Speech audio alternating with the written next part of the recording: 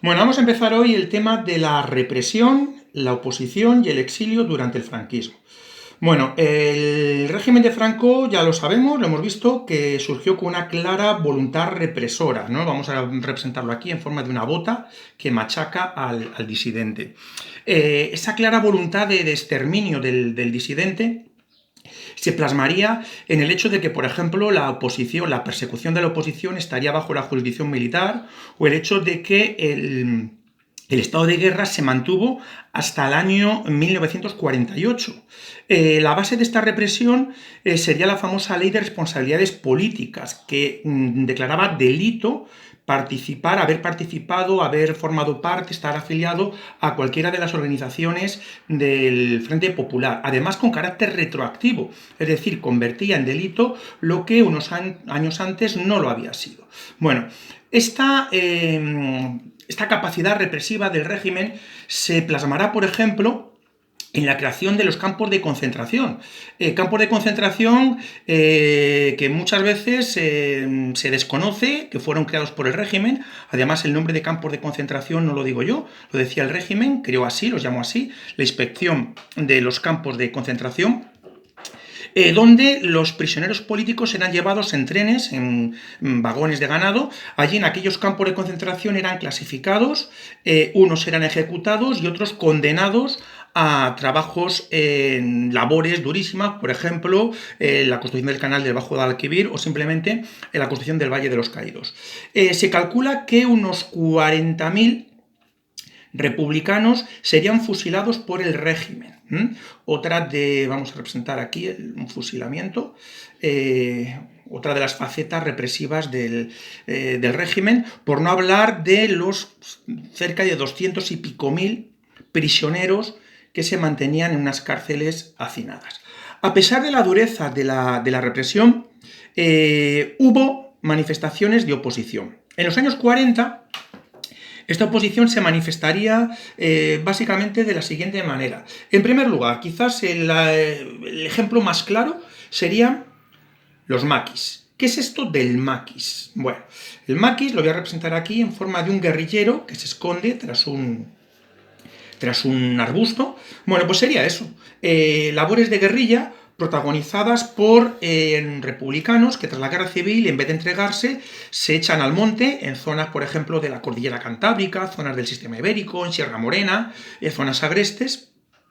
Y allí pues, realizan labores de sabotaje, intentan mantener esa llama de la guerra, esperando vanamente que tras la Segunda Guerra Mundial los aliados interviniesen en Franco, para desalojar a Franco. El nombre de maquis viene del típico matorral mediterráneo, que los de geografía conocerán bien, porque durante la Segunda Guerra Mundial la resistencia francesa, justamente para hostigar la ocupación nazi, pues se parapetaba detrás de estos maquis o matorrales, y de ahí el nombre. El régimen actuó durísimamente, evidentemente, contra el maquis, la técnica del pez y la pecera, la más leve sospecha de haber colaborado por parte de la población civil con los guerrilleros, haberles dado alimentos, haberles cobijado, significaba una represión atroz, y eso explicaría que finalmente, y cuando los aliados no intervinieron, los maquis, muchos fueron capturados y sin ese apoyo popular, pues poco a poco fueran desapareciendo, aunque hubo maquis hasta los años 50. Bueno, vamos a meter aquí también dentro de la oposición, aunque su actitud fue un poco ambigua, la de don Juan de Borbón, que le vamos a representar aquí con una corona. Porque ¿quién es don Juan de Borbón? Don Juan de Borbón es el hijo de Alfonso XIII y padre del actual rey emérito Juan Carlos. Tras la abdicación de Alfonso XIII, don Juan de Borbón pues es el jefe de la Casa Real, el pretendiente a ocupar el trono por los monárquicos. Bueno, ¿por qué hablamos aquí de una pseudo-oposición por parte de Juan de Borbón? Porque su actitud fue cambiando en función de la coyuntura. Cuando estalla la Guerra Civil, don Juan de Borbón, igual que Alfonso XIII, manifiestan su clara sintonía con Franco. Lo vamos a presentar aquí, ¿no? Una primera actitud de don Juan, pues que incluso intentó alistarse en la guerra civil, en el lado franquista. Lo que pasa es que Franco no le dejó para no molestar a los carlistas, pero hubo muchísimas muestras de apoyo, evidentemente, esperando que Franco, tras el final de la Guerra Civil, propiciase la restauración monárquica. Cuando esto no se produce, Franco se aferra al poder, se empieza a producir el distanciamiento entre Franco y don Juan de Borbón. Y ese distanciamiento culminará, sobre todo, al final de la Segunda Guerra Mundial, cuando, igual que Franco ha ido cambiando, don Juan de Borbón va a hacer lo mismo. En la Segunda Guerra Mundial han triunfado los aliados, en Occidente se imponen las democracias occidentales y don Juan de Borbón considera que los aliados son los que le pueden ayudar a recuperar el trono en España. Por eso olvida sus sintonías con Franco y se presenta ahora como abanderado de una monarquía parlamentaria liberal que defenderá los derechos humanos, las libertades, así como las elecciones, por eso lo represento aquí en forma de urna. Este cambio de actitud se manifestará en el manifiesto de Lausana. Es Lausana, esta ciudad suiza, donde reside ahora don Juan de Borbón. Sin embargo, este distanciamiento y aproximación a las democracias occidentales por parte de don Juan de Borbón tampoco tendrá resultado, porque ya vimos que los aliados, pues sí, condenarán a Franco, retirarán embajadores, pero no harán mucho por desalojarle. Lo que hace que otra vez don Juan de Borbón cambie de actitud. Con Franco ya consolidado en el poder en España, sabe que la única forma de que vuelva la monarquía a España es otra vez acercarse a Franco. Y eso se plasmará en una entrevista que tendrá lugar en el año 1948, entrevista entre don Juan de Borbón y Franco, en la cual don Juan de Borbón acuerda que su hijo, el príncipe Juan Carlos, que entonces tenía 10 años, venga a España. Será la primera vez que don Juan Carlos pise suelo español, venga a España para ser educado bajo la tutela de Franco. Evidentemente, con una clara muestra de que don Juan espera que Franco dé el paso definitivo del retorno de la monarquía, que solamente lo puede propiciar él. Don Juan abandona ahora sus velidades demócratas y no tiene ningún reparo en presentarse como paladín de una monarquía autoritaria y tradicional, pues un poco siguiendo la raigambre casi del pensamiento carlista. Bueno, junto a estas actitudes, las organizaciones políticas y sindicales, entre las cuales destacan la CNT, pero sobre todo el Partido Comunista de España, el PCE, que será sin duda la organización política más importante de la oposición durante el franquismo. El PCE en todo momento constituyó células en el interior, a pesar de que sus dirigentes fueron muchas veces sorprendidos, encarcelados, ejecutados, etc., pero siempre intentó el PC reconstruir células y mantener una organización de lucha y de oposición al franquismo. Bueno, en los años 50... esta oposición se va a mantener y va a adquirir nuevos caracteres. Por ejemplo, a pesar de que estaban prohibidas, de que eran delito, se empiezan a producir las primeras huelgas en las zonas industriales. Vamos a representarlo ahí con el puño obrero, en una fábrica. Huelgas que, acordaos, provocarían que el dictador se viera obligado a otorgar subidas salariales por decreto, originando aquella espiral inflacionista. Por ejemplo, en Barcelona fue muy significativa la huelga de tranvías, un boicot de la población a los tranvías para protestar por la subida de precios. Indicaba el malestar que se estaba empezando a producir en las zonas industriales. Y en el año 56, otro aspecto nuevo de la oposición. Se produce una importante huelga de estudiantes de la universidad. Protestas estudiantiles que vamos a representar aquí en el puño, sosteniendo un lapicero, que era muy significativo porque esos estudiantes son hijos de gente de dinero, de gente bien, de gente que se identifica con el régimen, pero que empezaba a manifestar su falta de sintonía con un régimen que quería encuadrar a los estudiantes en el sindicato único falangista. Bueno, junto a la oposición, uno de los aspectos más importantes de la persecución fue el exilio. Al final de la Guerra Civil, España va a conocer la mayor oleada de exiliados de su historia. Vamos a representarlo aquí en forma de un republicano con la maleta que tiene que partir hacia el exilio. La principal corriente tiene lugar tras la caída de Cataluña en febrero del 39, cuando, acordaos, buena parte de aquellos republicanos que se habían Me ha salido una Francia un poco pequeñita. Bueno, esos republicanos que se ven refugiados en Cataluña tienen que partir hacia Francia. Al pasar la frontera serán internados en campos a la espera de que el gobierno francés decidiera qué hacer con ellos. Se calcula que hasta 450.000 republicanos pasaron la frontera. Francia va a ser uno de los principales destinos del exilio.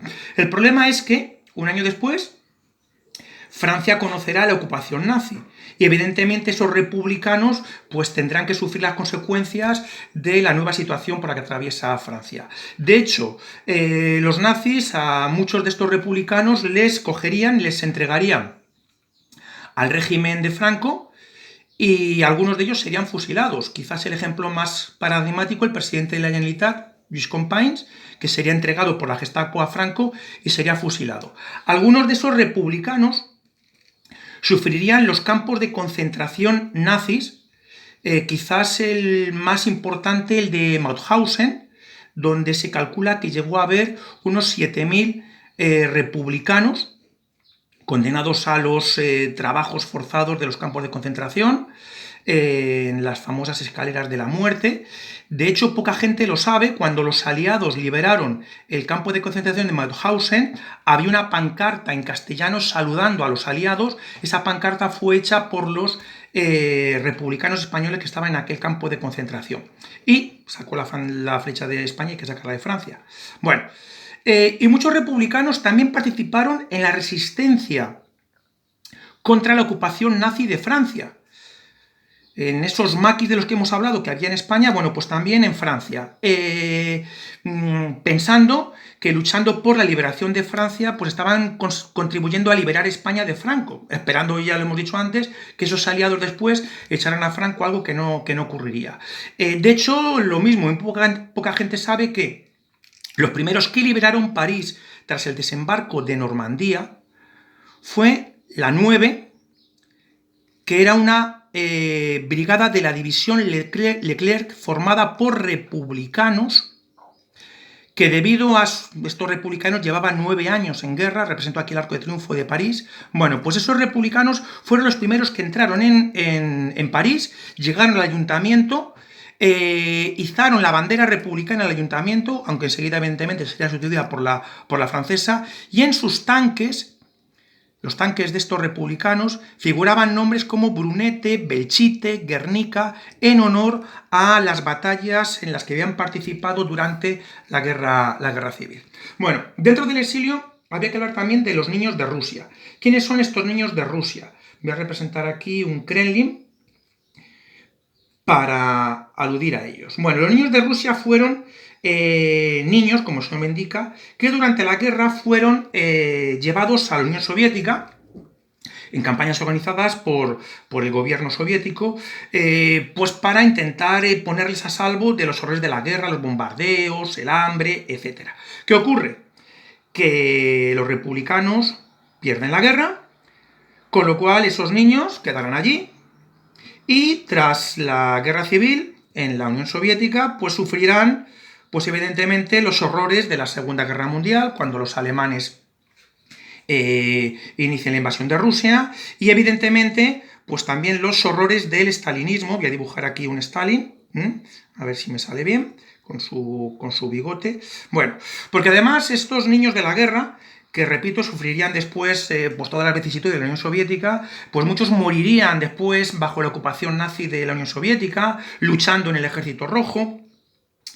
Y ya mayores, pues se encontraron con una situación pues un poco delicada, porque por una parte Stalin no les dejaba volver a España porque significaba para Stalin pues una falta de agradecimiento a la Unión Soviética, que les había educado, les había formado, pero tampoco Franco es que estuviera muy dispuesto a recibirlos. Pues acaso traían ideas comunistas de la Unión Soviética, ideas que se podían considerar peligrosas. Bueno, y por último, la tercera gran corriente de exiliados fue la que tuvo como destino América, especialmente América Latina. Voy a dibujar aquí un mapa de América. Concretamente, 2 fueron los países que recibieron la mayor parte de exiliados españoles. Uno de ellos fue Argentina, pero sin duda el más importante fue México. donde el presidente Lázaro Cárdenas, ya lo vimos, que fue uno de los países que más desinteresadamente ayudó a la República, y fue muy consciente de que estos exiliados republicanos que fueron acogidos de maravilla en México, pues podían contribuir, eran técnicos, eran ingenieros, eran intelectuales, podían contribuir al desarrollo del país. De hecho, dentro de esta corriente de exiliados, se ha hablado mucho de la llamada España peregrina. La España peregrina es el nombre con el que fueron conocidos la mayor parte de los intelectuales, artistas, literatos, que tuvieron que partir del exilio en lo que se considera una auténtica fuga de cerebros. Vamos a representarlo aquí, un cerebro que sale huyendo con la maleta hacia el exilio. Pues figuras como Alberti, dentro de, por ejemplo, una pluma estereográfica dentro de la literatura, científicos como por ejemplo Severo Ochoa, vamos a representar aquí un microscopio para hablar de esos científicos, o artistas, por ejemplo me viene a la memoria Buñuel, vamos a pintar aquí una paleta de artista, con su paleta, el pincel. Bueno, una España peregrina que va a contribuir evidentemente al desarrollo cultural de los países donde estos intelectuales fueron acogidos, pero que contribuyeron evidentemente al páramo intelectual que será el franquismo en los primeros años.